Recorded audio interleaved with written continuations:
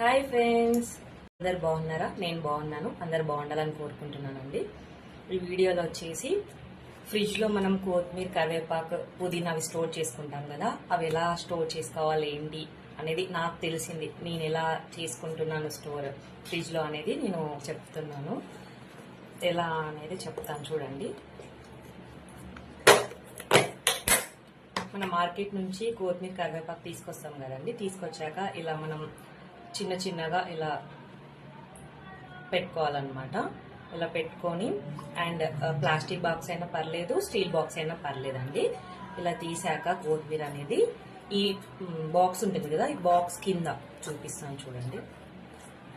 ఈ బాక్స్ కింద ఒక పేపర్ వేయాలి అండ్ ఇలా కొత్తిమీర పెట్టేసేయాలి. అండ్ నెక్స్ట్ ఈ బాక్స్ మళ్ళీ పైన కూడా ఇలా పేపర్ వేసేయాలి. అండ్ నెక్స్ట్ క్యాప్ పెట్టేసేయాలన్నమాట. మీకు 1 వీక్ అయినా 10 డేస్ అయినా ఫ్రెష్గా ఉంటుంది. చూడండి, నేను చూపిస్తాను ఎంత ఫ్రెష్గా ఉందో.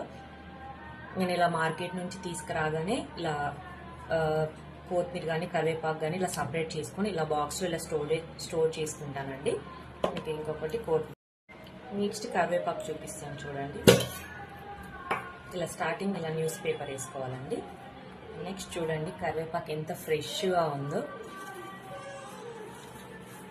నేను ఇలా పెట్టుకుంటానండి ఫ్రిడ్జ్లో. కరివేపాకైనా, కొత్తిమీర అయినా, పుదీనా అయినా, గ్రీన్ లీఫ్ ఏదైనా మీరు ఆకుకూర తెచ్చుకుంటారు కదా, అది కూడా ఇలా సపరేట్ చేసుకుని మార్కెట్ నుంచి తేగానే ఇలా ఒక బౌల్లో కింద పేపర్ వేసుకోవాలి. చూడండి కనిపిస్తుందా? కింద వేసుకోవాలి. అండ్ ఇలా వేసుకున్న ఐటమ్స్ నెక్స్ట్ పైన మళ్ళీ పేపర్ ఇలా పెట్టుకొని క్లోజ్ చేసుకోవడమే. చాలా బాగుంటుందండి, యూస్ఫుల్ అనమాట. నేను ఇలానే స్టోర్ చేసుకుంటాను నా ఫ్రిడ్జ్లో.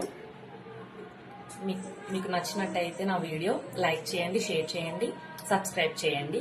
Thank you so much friend. Bye bye.